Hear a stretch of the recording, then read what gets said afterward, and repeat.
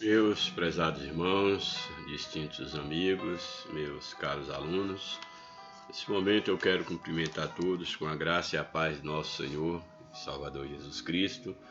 Eu dou graças a Ele por mais uma oportunidade que me concede poder voltar a comunicar com cada um de vocês para postar mais um comentário de uma das nossas lições aí da CPAD.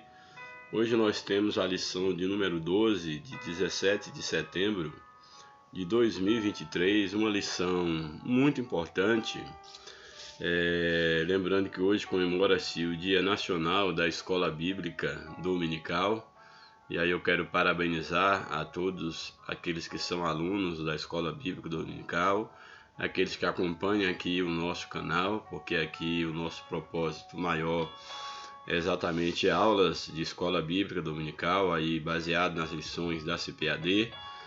E, portanto, meus parabéns a você que tem acompanhado o nosso trabalho, a você que valoriza a escola dominical.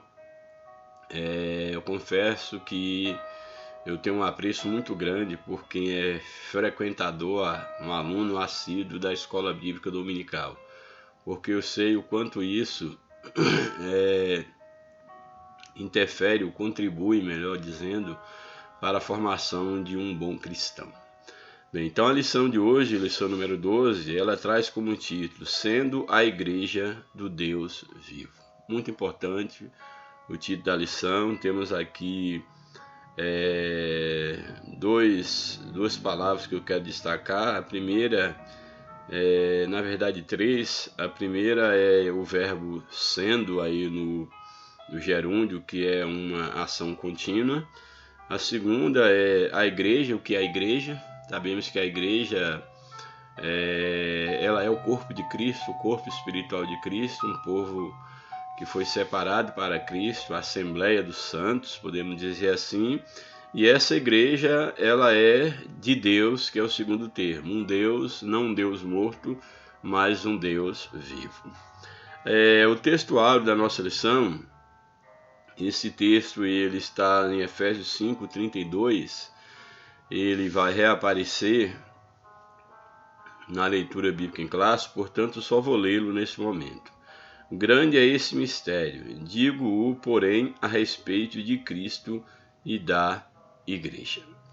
A verdade prática nos afirma: a noiva de Cristo não pode ser mundana, pois ela é a guardiã da verdade revelada, e suas vestes devem se manter imaculadas para as bodas do Cordeiro. Muito interessante essa verdade prática, porque ela nos traz aqui algumas verdades que devem ser colocadas em prática quando ela afirma, logo num primeiro momento, que a noiva de Cristo não pode ser mundana. Então a igreja ela é a noiva de Cristo, e aqui traz a expressão que a noiva de Cristo ela não pode ser mundana.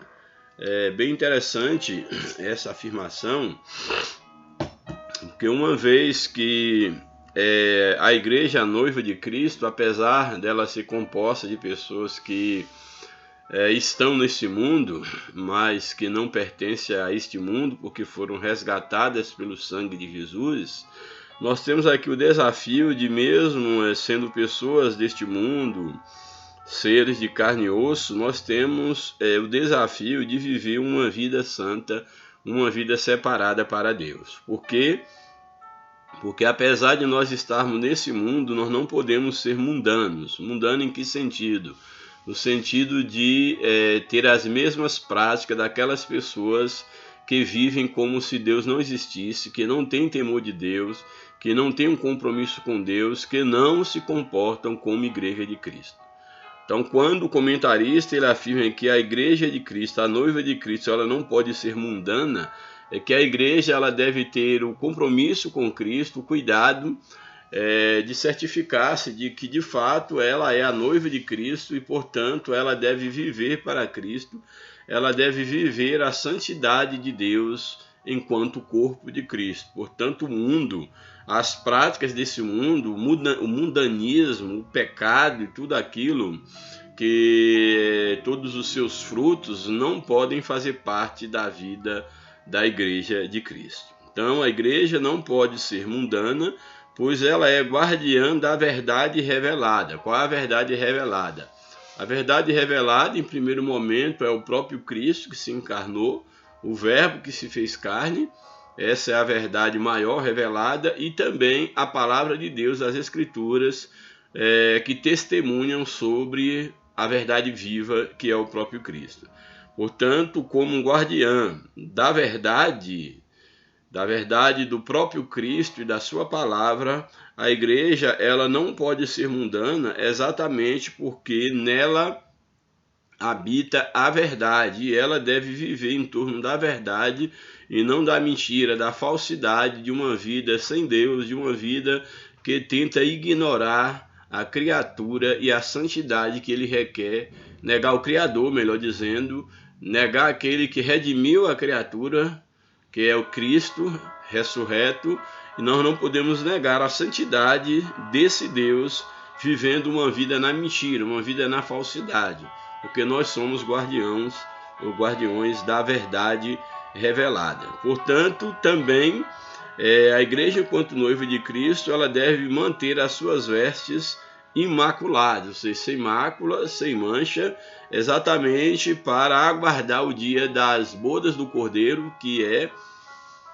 uma expressão utilizada na Bíblia aqui, tomando a metáfora da festa do casamento, que será o momento quando a igreja, ela de fato estará com Cristo, e ali então será celebrado o casamento entre a igreja enquanto noiva de Cristo e o seu noivo, que é o próprio Cristo. Então, para que de fato nós possamos ser encontrados como uma igreja pura, uma igreja santa, uma igreja sem mácula, preparada para as bodas do Cordeiro, para o casamento com Cristo, é necessário que nós sejamos os guardiões da verdade. É necessário que a verdade de Cristo ela habite em nós e que nós não tenhamos uma vida mundana. Louvado seja o nome do Senhor para sempre. A leitura bíblica em classe está em dois textos. 1 Timóteo, capítulo 3, verso 14 até o verso 16, e Efésios, capítulo 5, verso de número 25 ao 27 e o verso de número 32. Bem, 1 Timóteo, capítulo 3. Eu estou com a garganta um tanto quanto agitada desde ontem, portanto eu vou procurar ser breve nesse vídeo, porque realmente eu não estou em condição de falar muito. Bem, o primeiro texto bíblico que nós temos é 1 Timóteo capítulo 3, verso de número 14 até o verso de número 16.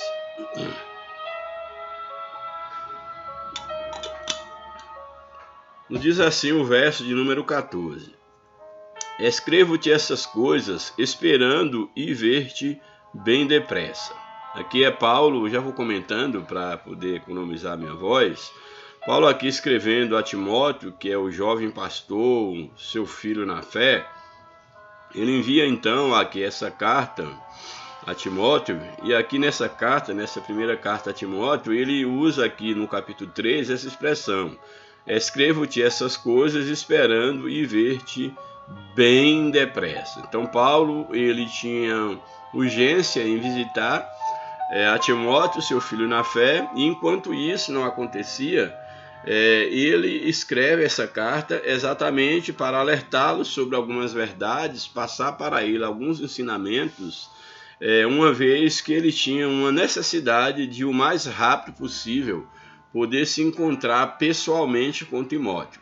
Aí ele usa essa expressão que ele está escrevendo essas coisas, ou seja, esses ensinamentos que se seguem, dada a importância desses ensinamentos, e uma vez que ele ainda não tinha a possibilidade de, naquele momento, estar com Timóteo, mas que ele pretendia depressa encontrá-lo, ele já estava adiantando, trazendo informações, ensinamentos para que Timóteo pudesse colocar em prática aí à frente da igreja sob a sua liderança.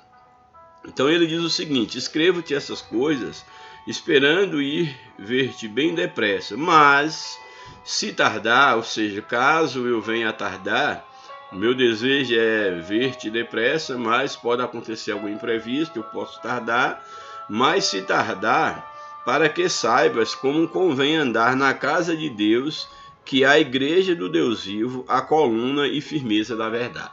Ou seja, aqui o ensinamento que Paulo ele está passando a Timóteo é a fim de que ele possa conduzir corretamente, como líder da igreja, como alguém que foi chamado para o ministério, para que ele pudesse se comportar de maneira digna.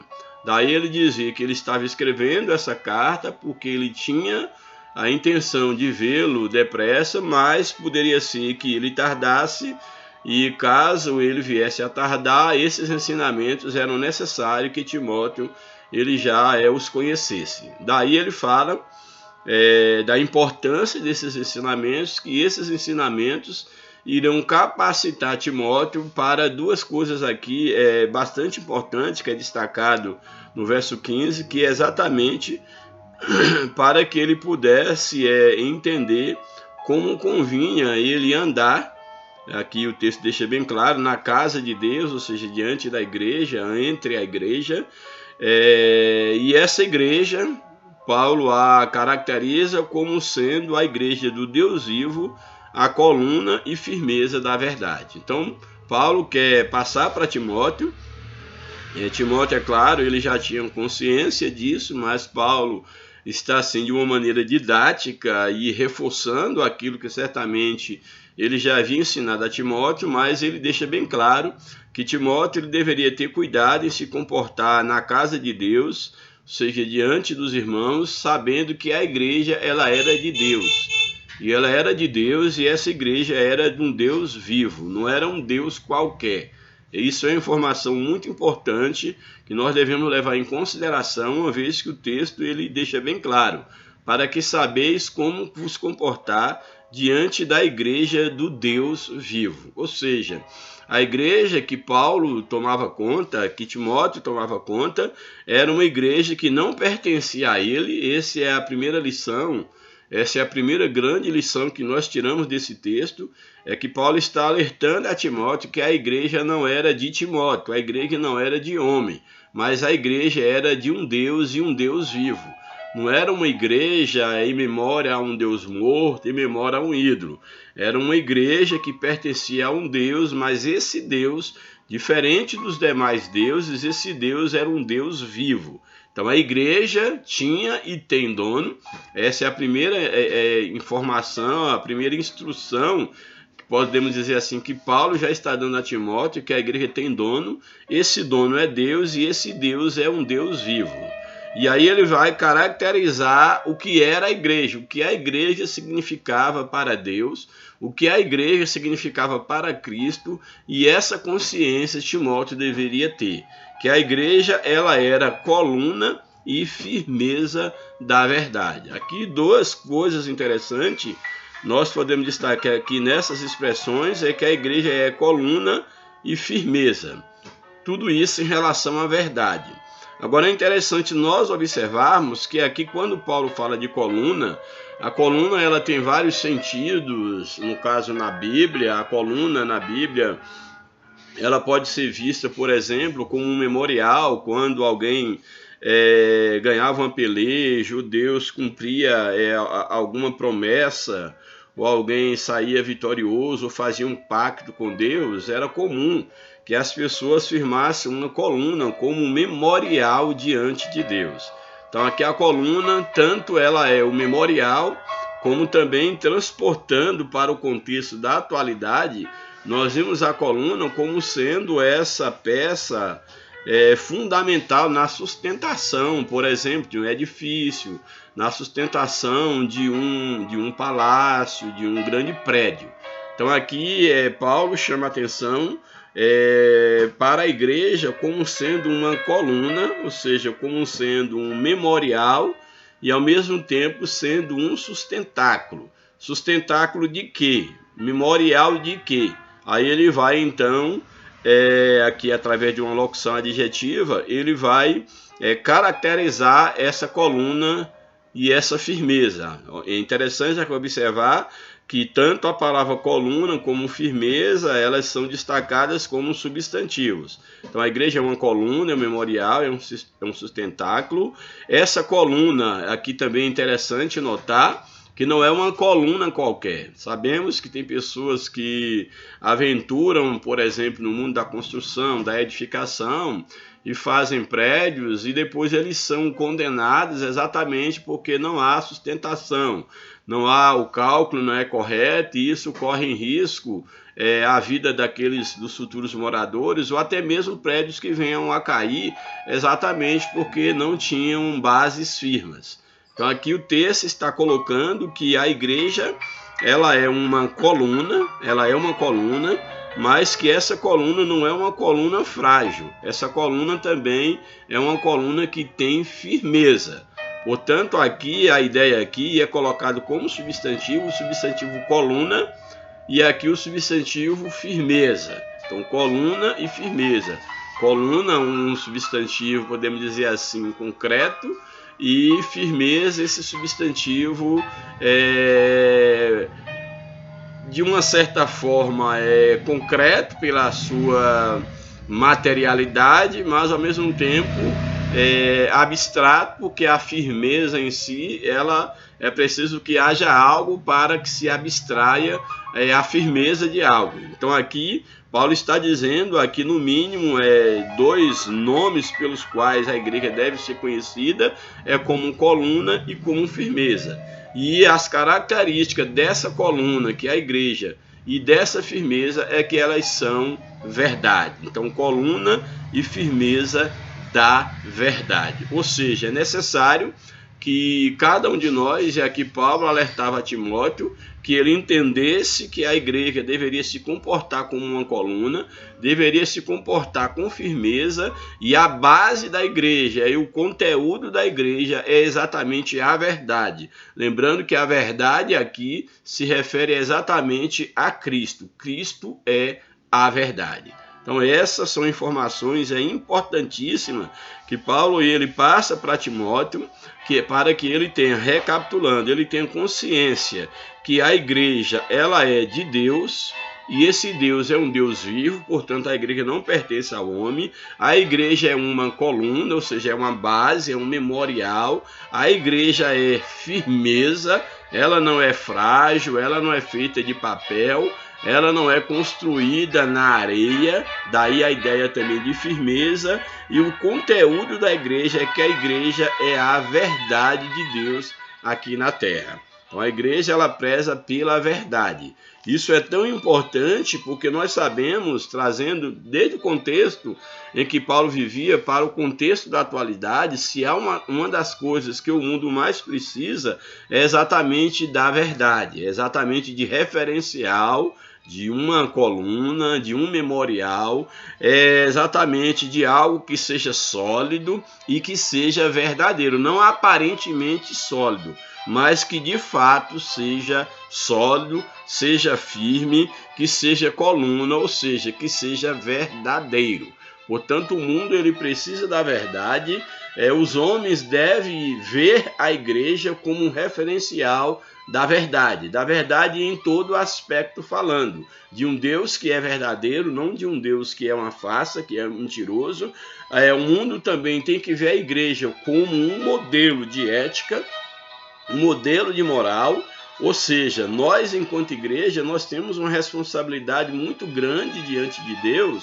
Por quê? Porque se o mundo ele carece de verdade, se a mentira é o que tem imperado no mundo, se nós percebemos que a falsidade, o engano, ele está basicamente em todas as esferas da sociedade, inclusive na religião, e é bom separar a igreja de religião, é necessário que o mundo tenha algum referencial de alguma coisa que ainda possa salgá-lo, ainda possa iluminar, que é exatamente a verdade.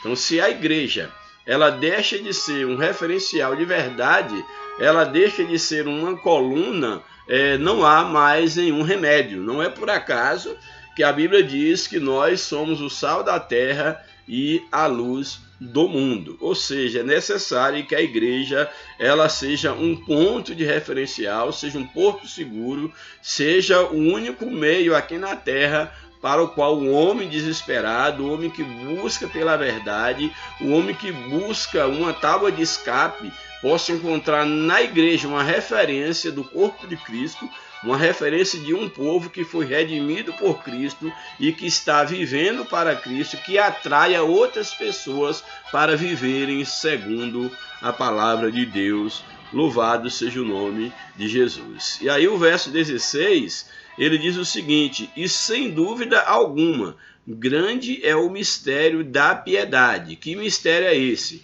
Aquele que se manifestou em carne foi justificado em espírito. Ou seja, Paulo diz aqui, chama a atenção para Timóteo, que sem dúvida alguma, com certeza, o mistério da piedade, ou seja, o mistério do amor, a piedade aqui entenda como um amor, como a misericórdia, como o propósito de Deus, é um mistério grande. E esse mistério consiste em quê? Qual é o mistério da piedade? Qual é o mistério do amor de Deus? É exatamente aquele que é em Cristo, que se manifestou em carne, ou seja, a encarnação de Cristo era o grande mistério que agora estava sendo revelado. Um mistério escondido em Deus desde a fundação do mundo, que é exatamente Cristo que se manifesta e por ele a igreja então é levantada como seu corpo, aqueles que são redimidos por ele. Portanto, grande é esse mistério, aquele que Cristo que se manifestou, ou seja, aquele que se manifestou em carne, foi a encarnação de Cristo, foi justificado em espírito, ou seja, Cristo manifestou em carne, Cristo nasceu, viveu, cumpriu seu ministério, sofreu, morreu e ele ressuscitou. Então é isso que Paulo está dizendo, aquele que se manifestou em carne, fala do nascimento e todo o ministério de Cristo, foi justificado em espírito, porque Cristo, ele morreu, mas ele ressuscitou, Deus o ressuscitou dos mortos, então ele foi justificado em espírito, ele reviveu em um corpo glorioso, é isso que o texto está dizendo, foi justificado em espírito, foi visto dos anjos, foi pregado aos gentios, ou seja, a igreja, os discípulos, apóstolos, aqueles que receberam a missão de pregar o evangelho, pregou Cristo aos gentios, e até hoje Cristo está sendo pregado, foi crido no mundo, nós cremos, e foi recebido em cima na glória, ou seja, Cristo agora está à direita do Pai, e ele é o nosso Salvador, o nosso representante, o nosso eterno sumo sacerdote. Louvado seja o nome do Senhor para sempre. Então esse é o primeiro texto que nos é apresentado aí no livro de 1 Timóteo, capítulo 3, verso 14 até o verso de número 16. Por sua vez, Efésios, capítulo 5, verso 25 ao 27, o verso 32, ele nos afirma o seguinte, capítulo 5, verso 25. Vós, maridos, amai vossa mulher, como também Cristo amou a igreja e a si mesmo se entregou por ela, para a santificar, purificando-a com a lavagem da água pela palavra, para a apresentar a si mesma igreja gloriosa, sem mácula, nem ruga, nem coisa semelhante, mas santa e irrepreensível. Grande é esse mistério, lá o verso de número 32. Digo-o, porém, a respeito de Cristo e da igreja. É importante aqui, interessante, porque em 1 Timóteo, no capítulo 3 e no verso de número 16, é algo bem interessante quando fala sobre o mistério. O verso 16 diz que, sem dúvida, grande é o mistério da piedade. E esse mistério da piedade se refere ao amor de Deus em Cristo. A encarnação, morte e ressurreição e a assunção de Cristo aos céus. Agora, em Efésios, Paulo também escrevendo aos Efésios, ele vai novamente falar, aí no final do verso aqui apresentado na lição, no capítulo 5, o verso de número 32, ele diz, grande é este mistério, digo-o, porém, a respeito de Cristo. Ele retoma o que ele fala lá em 1 Timóteo, a respeito de Cristo e da igreja, que a igreja é exatamente o resultado do mistério revelado, que foi Cristo que veio comprar para si um povo seu, especial, zeloso de boas obras. Ou seja, há um mistério que estava oculto em Deus, que é Cristo, que foi morto desde a fundação do mundo, e esse mistério tornaria claro, revelado um outro mistério, que é exatamente o surgimento da igreja enquanto corpo de Cristo. E aqui no verso de número 25 do capítulo 5 de Efésios, Paulo ele traz aqui a metáfora da relação de Cristo com a igreja, usando a relação do marido com a mulher. E aqui mostra a questão, aqui ele traz o ensinamento aqui para os maridos, que eles devem amar a mulher como Cristo amou a igreja. Eles devem cada um amar a sua mulher como Cristo amou a igreja. Então olha a linguagem que ele diz: vós maridos, amai vossa mulher como também Cristo amou a igreja. Ou seja, Cristo amou a igreja, da mesma forma também o marido deve amar a mulher. Porém, esse amor não é um amor apenas de palavra, não é um amor apenas de sentimento, é um amor de atitude, é um amor de entrega, porque o texto nos afirma que Cristo ele manifestou o seu amor pela igreja, aqui deixa bem claro, amou a igreja e a si mesmo se entregou por ela. Então foi um amor sacrificial, foi um amor manifesto na prática, não apenas um amor de palavra. Então, da mesma forma como Cristo amou a igreja, entregando-se por ela, Paulo aqui aos Efésios, ele recomenda aos maridos que da mesma forma deve amar a sua mulher e, se possível for, precisando, ele deve entregar a sua vida pela sua mulher. Aí o verso 26 fala do porquê Cristo entregou a vida para a igreja. Ele entregou a vida para a igreja para a santificar. O Cristo entrega a vida pela igreja para a santificar.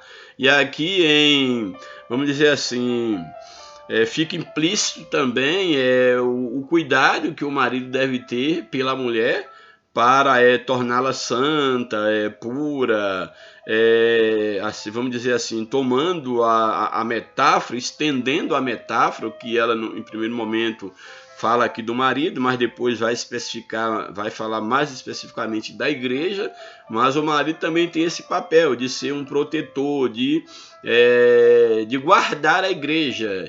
Uma vez que a ideia do santificar é separar e dedicar-se a Deus, o marido consciente, ele tem essa responsabilidade também de possibilitar a mulher sentir-se protegida, guardada, e também ser o sacerdote do seu lar, para que também a sua mulher, ela também possa ser, podemos dizer assim, igreja de Deus.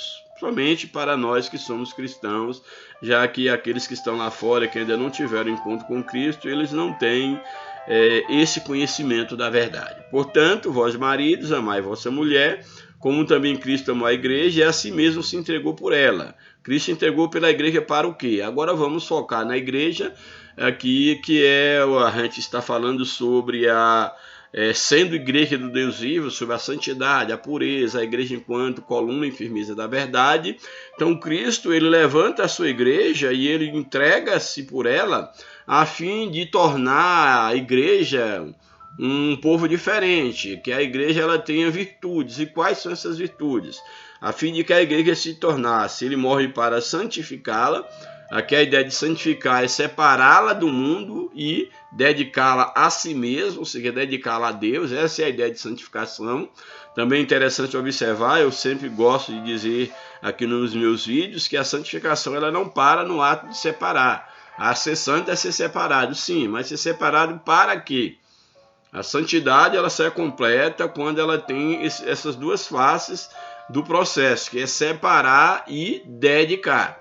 Então Cristo ele sacrificou pela igreja a fim de separá-la do mundo, tirá-la do mundo e que ela se tornasse o seu corpo, que é a ideia do dedicar, separado para quem? Para Cristo.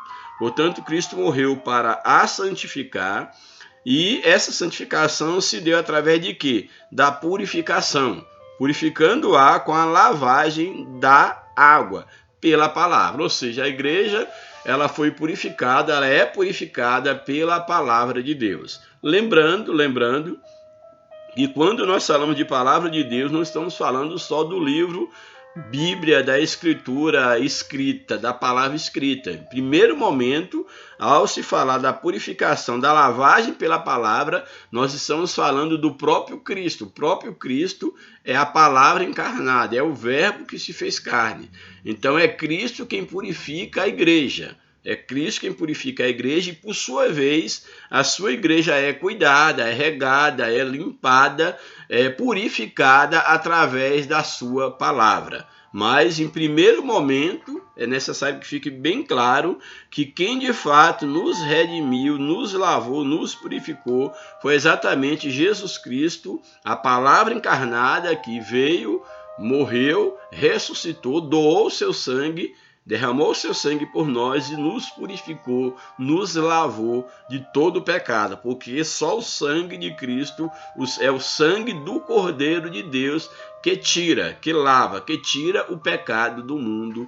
Louvado seja o nome do Senhor. Portanto, Cristo, ele entrega a igreja, se entrega pela igreja para santificar, purificar com a lavagem da água, que é através da palavra. Tanto ele, enquanto palavra viva, encarnada, quanto também as suas palavras, os seus ensinamentos, que nós os temos na Escritura.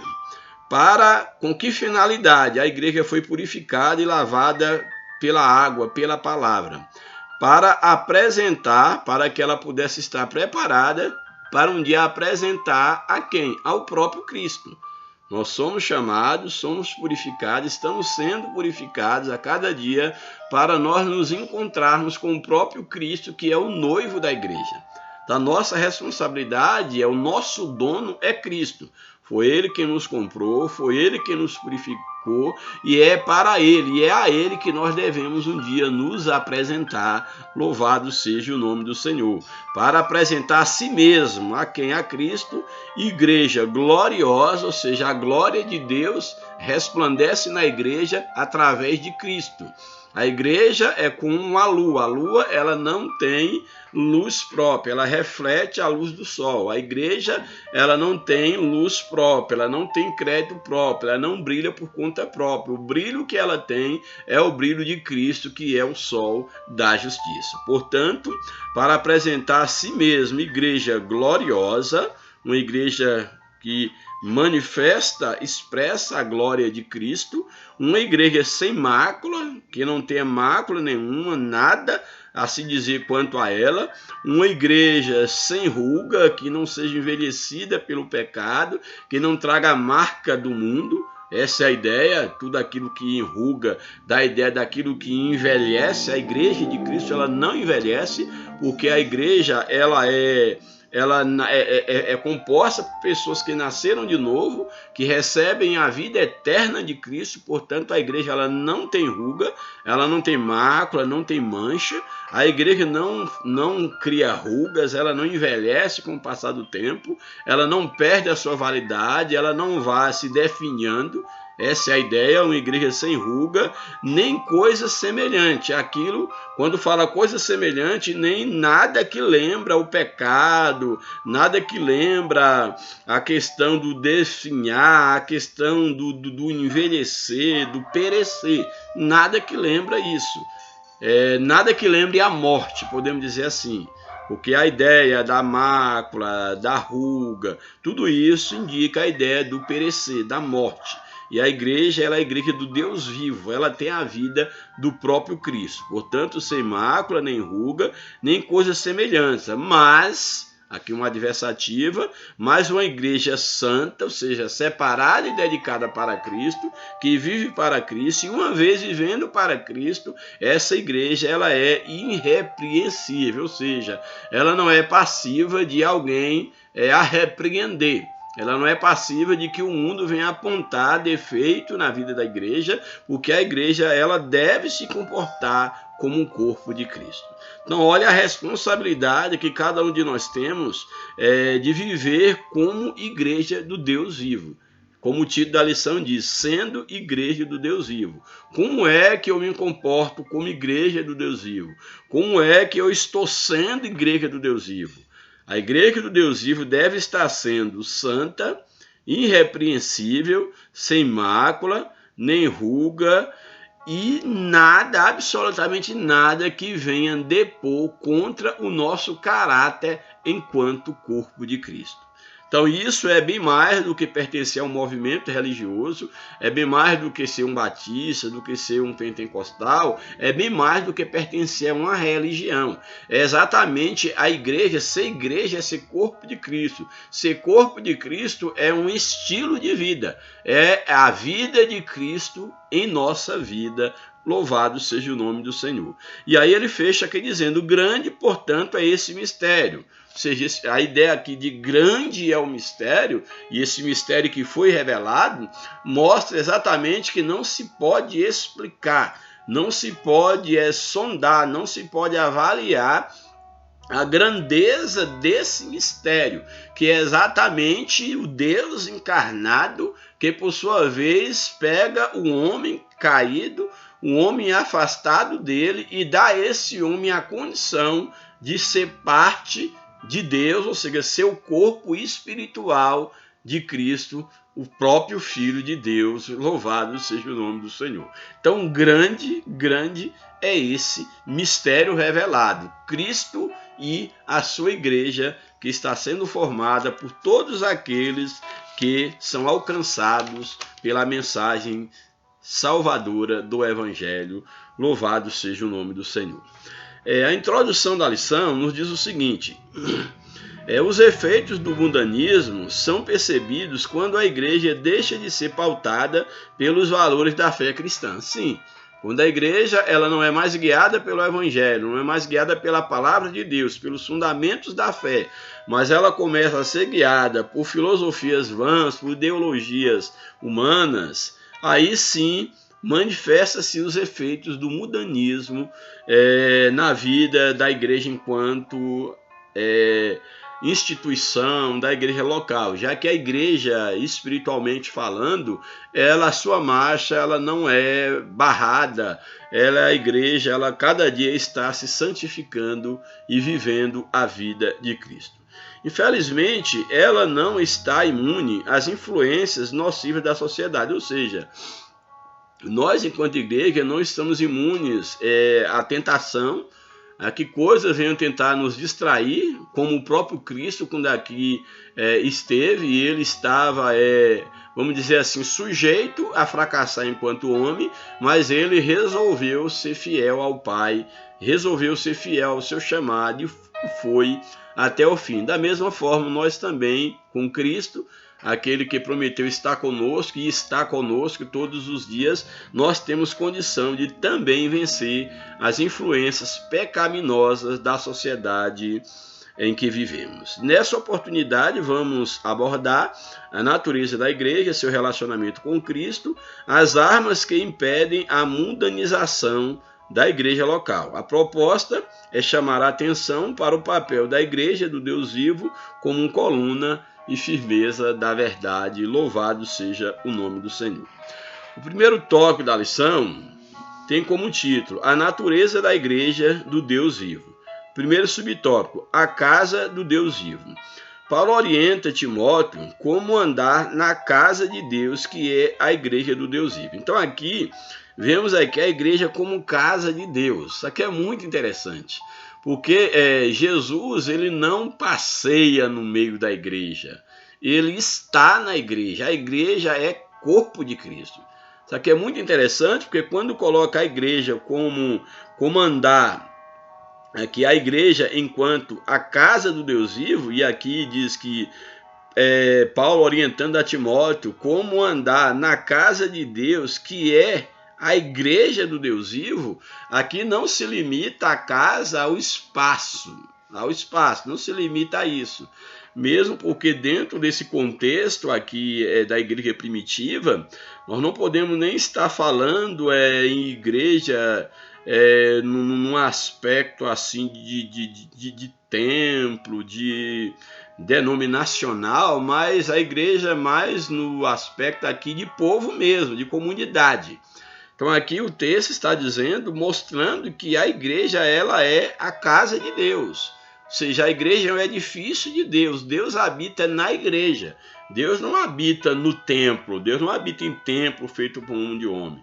É claro, não podemos desprezar o templo, aquela casa consagrada a Deus, não podemos desprezar.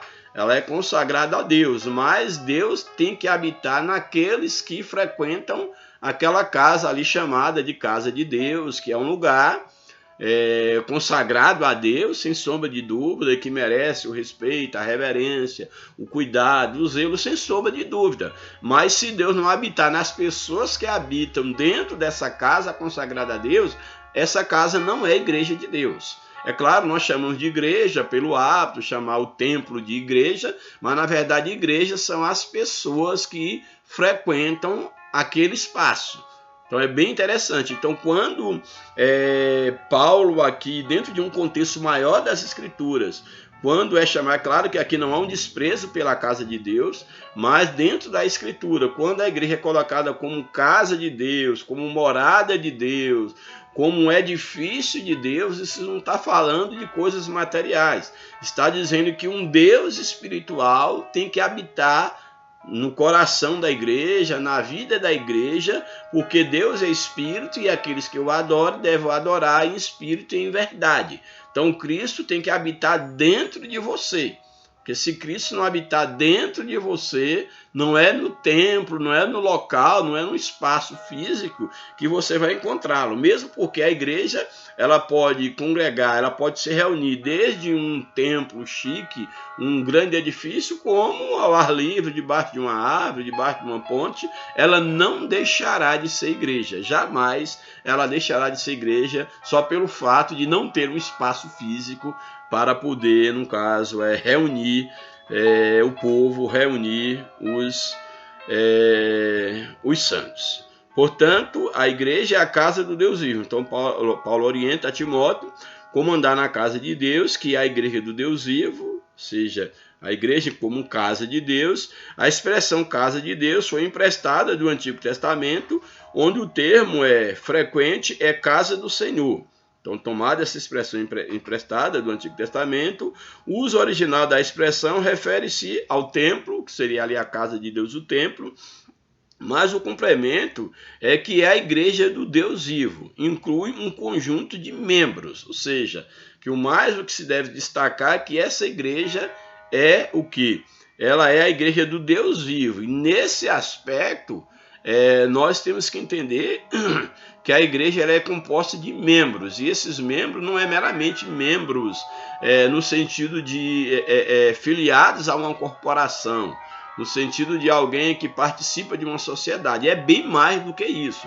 Não estou negando o aspecto visível da igreja, não estou negando, mas não podemos resumir que a igreja de Cristo ela se limita ao aspecto visível. O aspecto visível, é claro, ele é indiscutível porque nós ainda estamos nessa terra, mas o nosso alvo não é aqui. O nosso objetivo final é nos diluirmos em Cristo, é estarmos eternamente com Cristo. Portanto, tanto é que o nosso corpo será transformado em um corpo glorioso, num corpo imortal. Louvado seja o nome do Senhor. O apóstolo ainda usa os vocábulos domésticos da fé para tratar em relação à igreja. Família de Deus é um outro nome dado à igreja. Corpo de Cristo, que é um dos mais utilizados. Templo de Deus, ou seja, morada de Deus. A igreja é o templo de Deus, é a morada de Deus.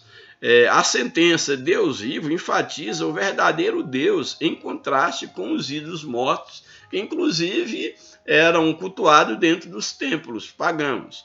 Porém, a igreja ela não se limita a um templo onde há um Deus ali morto para ser cultuado, não. O nosso Deus é um Deus que habita nos céus, é um Deus vivo e que habita no coração daqueles que foram vivificados por Cristo. Louvado seja o nome do Senhor.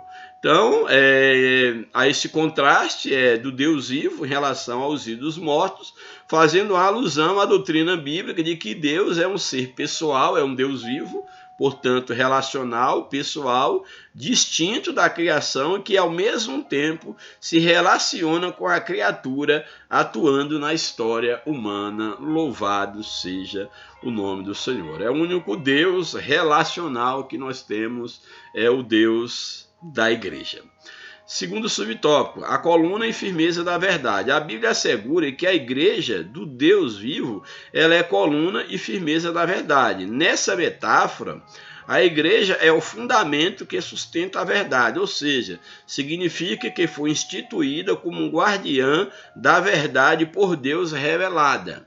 Guardiã da verdade, dos ensinamentos de Cristo, da palavra de Cristo, a igreja é a guardiã. Então o mundo deve encontrar em nós a verdade. Essa verdade é o Evangelho de Cristo, as boas novas de salvação, que são imutáveis ou as imutáveis doutrinas de Deus, doutrinas bíblicas. Portanto, é responsabilidade da igreja propagar, ou seja, pregar, testemunhar e defender a verdade do Evangelho. Então a igreja tem essa tríplice missão, que é propagar a verdade, mas não só propagar, ela tem que testemunhar, tem que viver a verdade do Evangelho e ela tem que defender o Evangelho que ela prega. Então uma igreja que ela não propaga o Evangelho, uma igreja que ela não vive o Evangelho, uma igreja que não defende o Evangelho, ela pode ser chamada de tudo, menos de igreja de Cristo. Porque a igreja de Cristo, ela foi chamada para o quê? Para propagar o Evangelho, anunciar as boas novas, para testemunhar, ou seja, vivenciar aquilo que prega e também para protestar. Defender o Evangelho é exatamente a ideia de protestar. Nós, no verdadeiro sentido da palavra, nós temos que protestar contra o pecado. Daí a ideia dos cristãos serem chamados de protestante, que protesta contra o erro. Então você foi chamado por natureza para protestar contra o pecado. E isso não pode ser relativizado independente de quem quer que seja, independente se você vai ser ou não bem visto pela sociedade. Louvado seja o nome do Senhor. Desse modo, no zelo pela verdade, os líderes da igreja devem ser irrepreensíveis e capazes de repudiar os falsos mestres e suas heresias. Como repudiar um falso mestre? Como repudiar as heresias?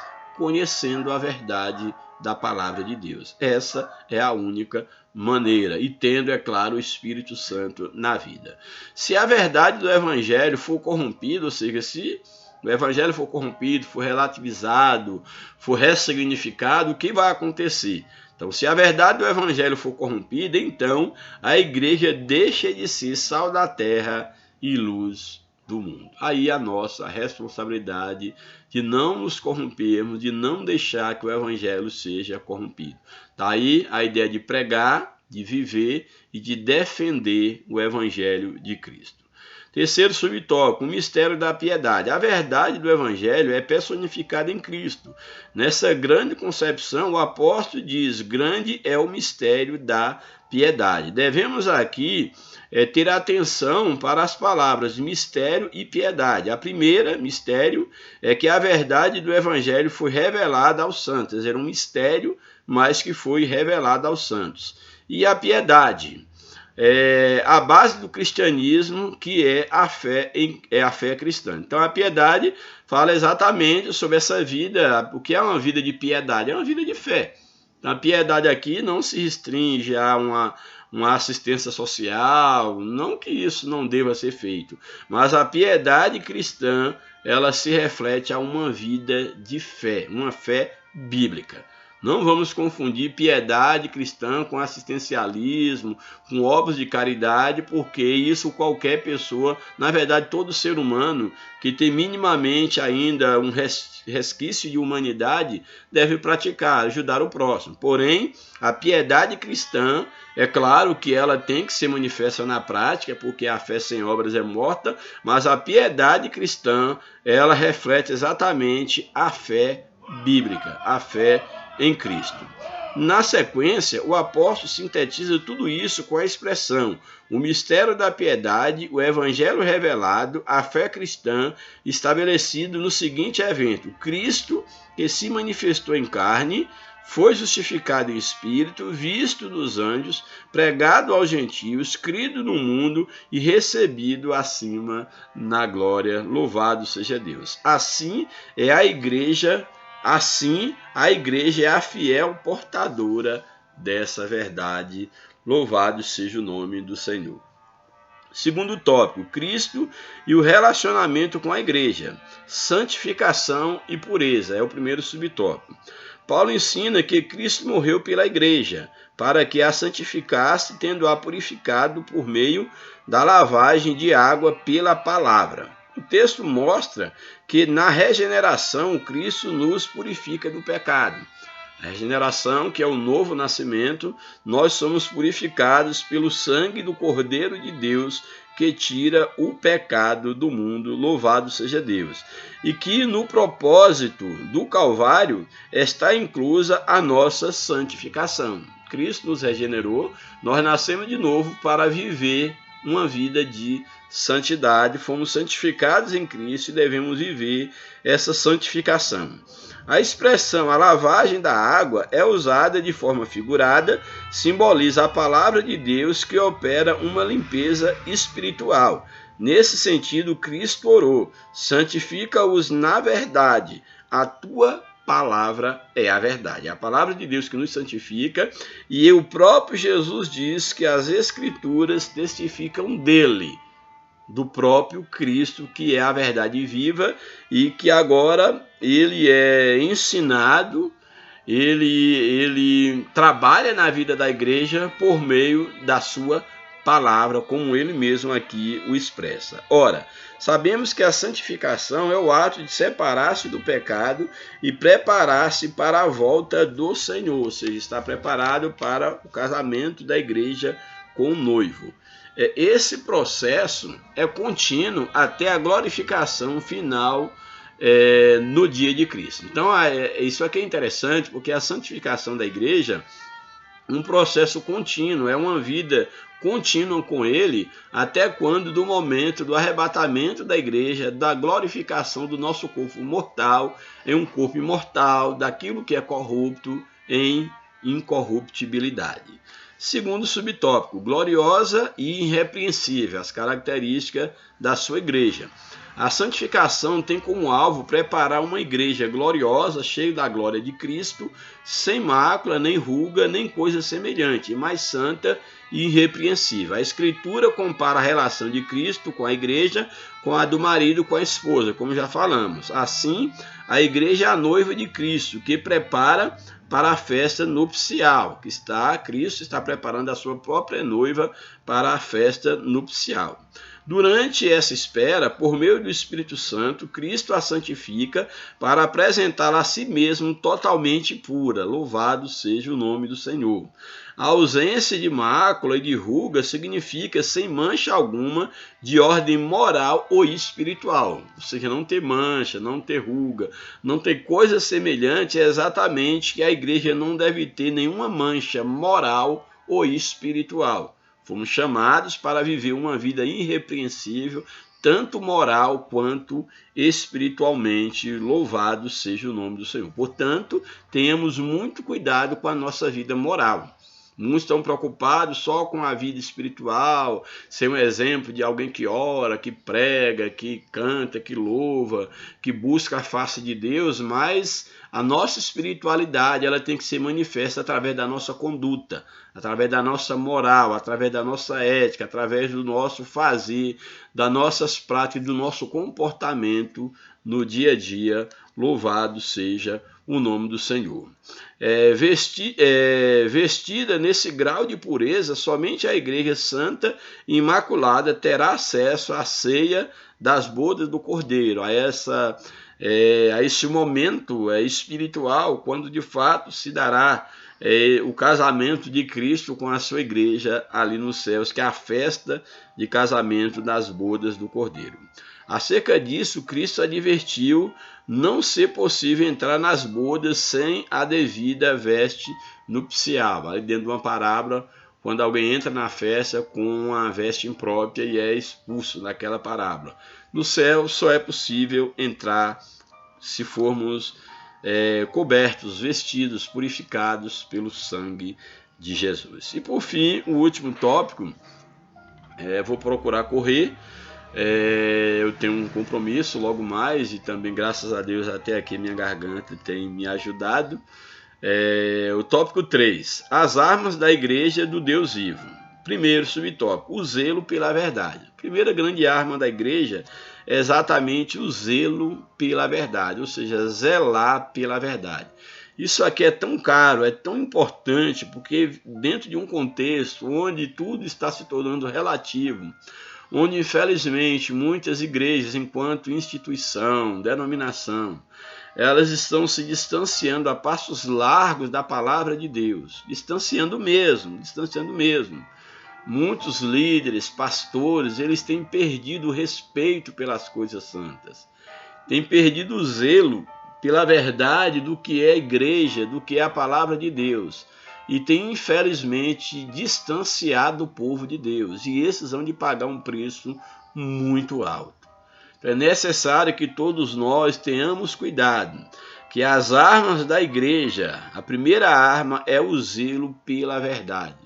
No dia que a igreja deixar de viver, de pregar, viver e defender a verdade, ela perde a razão de ser.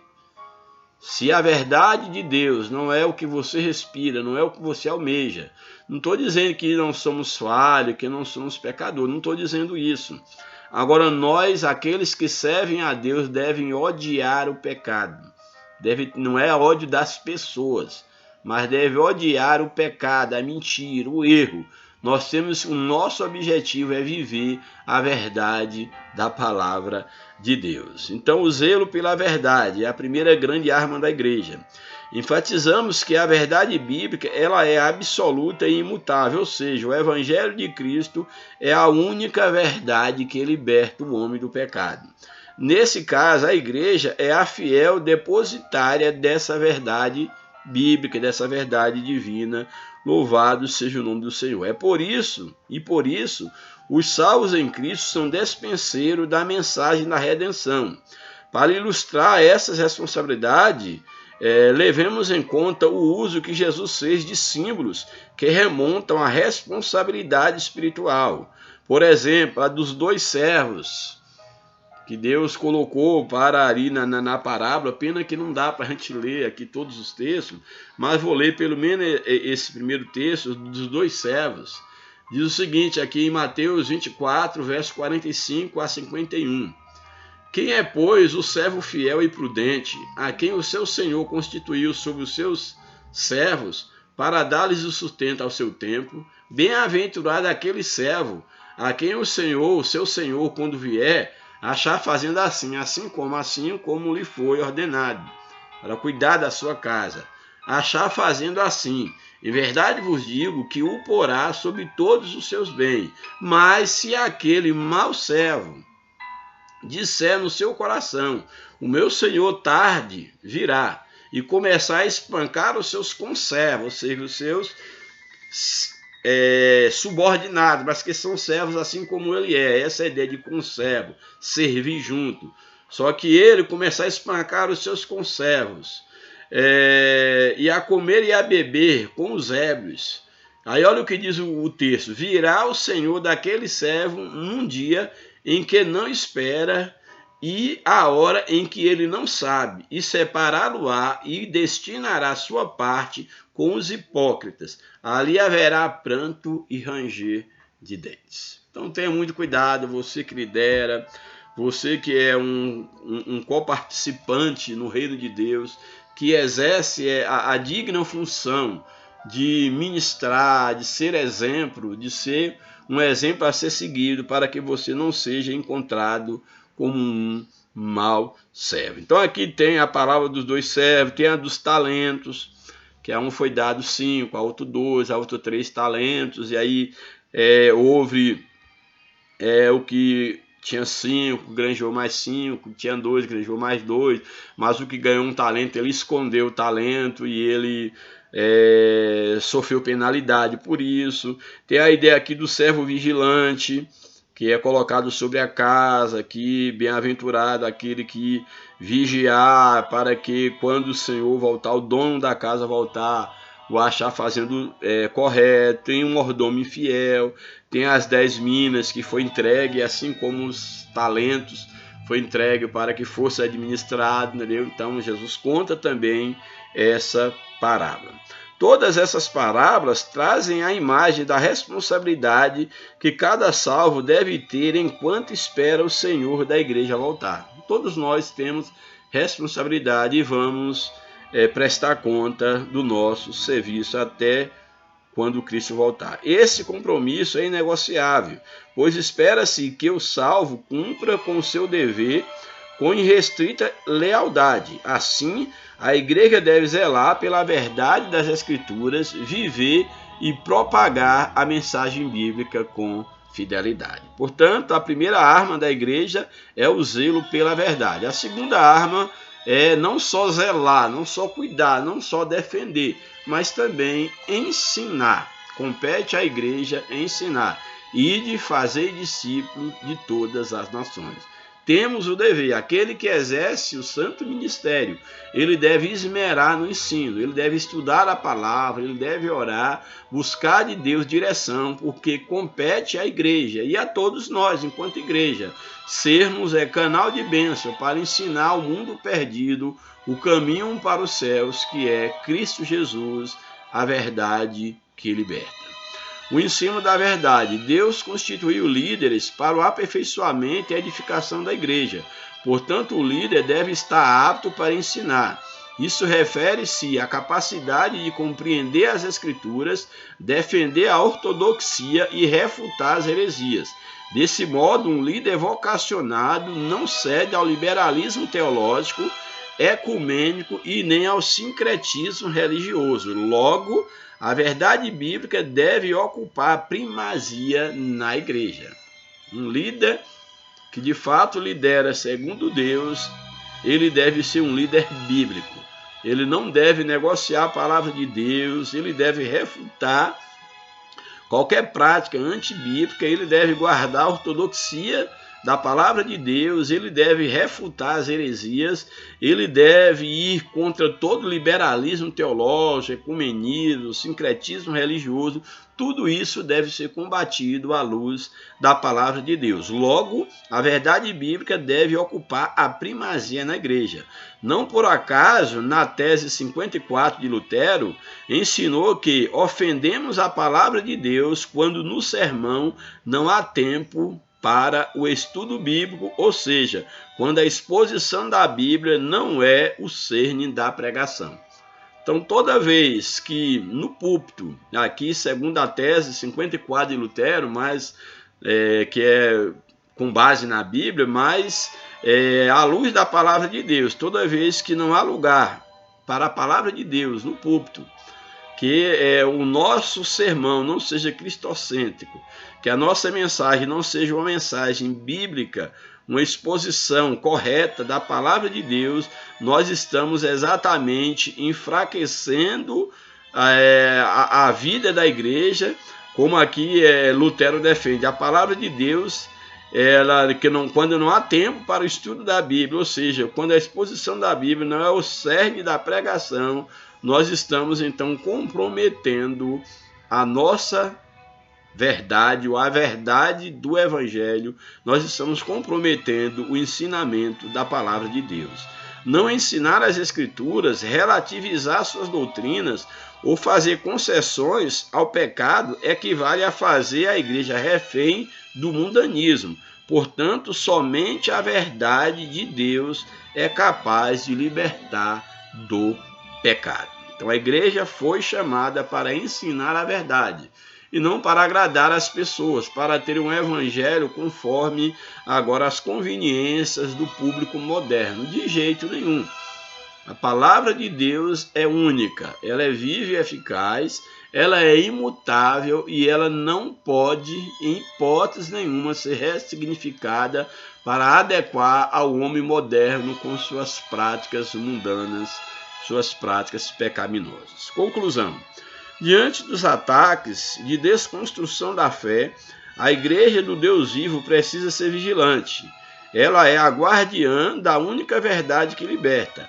A mensagem da cruz não pode ser ressignificada.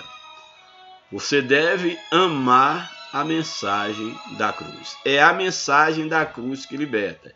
Quando falamos mensagem da cruz, é que essa mensagem é a mensagem do confronto, é a mensagem do sofrimento, é a mensagem da renúncia, do negar-se a si mesmo, do tomar a cruz, que é viver a vida de negação ao pecado para estar apto para seguir a Cristo. Essa mensagem não pode ser negociada, não pode ser ressignificada. Louvado seja Deus. Cristo morreu e ressuscitou por amor à igreja e a requer santa, pura e irrepreensível.